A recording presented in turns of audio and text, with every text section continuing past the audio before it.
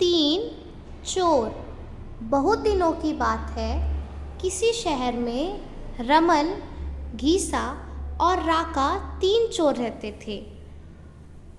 तीनों को थोड़ा थोड़ा विद्या का ज्ञान था। तीनों चोरों को विद्या का ज्ञान प्राप्त होने के कारण बहुत घमंड था। विद्या द्वारा तीनों चोर शहर में बड़े बड़े लोहे की तिजोरियों को तोड़ देते थे और बैंकों को लूट लिया करते थे। इस तरह तीनों चोरों ने शहर के लोगों की नाक में दम करके रख रखा था। एक बार तीनों चोरों ने एक बड़े बैंक में डकैती करके सारा माल उड़ा दिया। तब पुलिस को खबर हुई तो तीनों चोरों को पकड़ने के लिए तलाश करने लगी, मगर तीनों चोर पास ही के एक घने जंगल में भाग गए।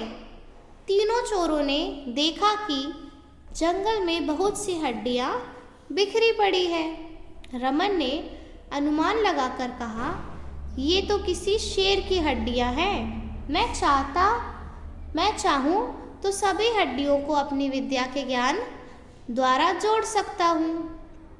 घीसा को भी विद्या का घमंड था, सो वह बोला, अगर ये शेर की हड्डियां हैं तो मैं इनको अपनी विद्या द्वारा शेर की खाल तैयार कर उसमें डाल सकता हूँ। रमन और घीसा की बात सुनकर राका का भी घमंड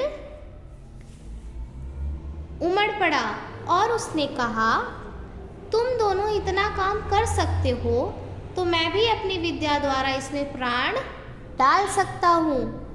तीनों चोर अपनी विद्या का प्रयोग करने लगे।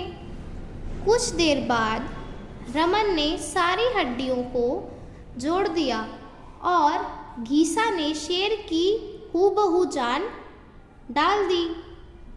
थोड़ी देर में तीनों चोर सामने एक जीवित भयानक शेर को देखकर डर थर कांपने लगे, मगर शेर के पेट में तो एक दाना नहीं था। वह भूख के मारे गरजता हुआ तीनों चोरों पर हमला कर बैठा और मारकर खा गया। शेर मस्त होकर घने जंगल की ओर चल दिया। इससे हमें क्या शिक्षा मिलती है? इस कहानी से हमें यह शिक्षा मिलती है कि कभी घमंड नहीं करना चाहिए। घमंडी को हमेशा दुख का ही सामना करना पड़ता है। यदि तीनों चोर अपनी विद्या का घमंड ना करते तो उन्हें जान से हाथ धोना ना पड़ता। Thank you.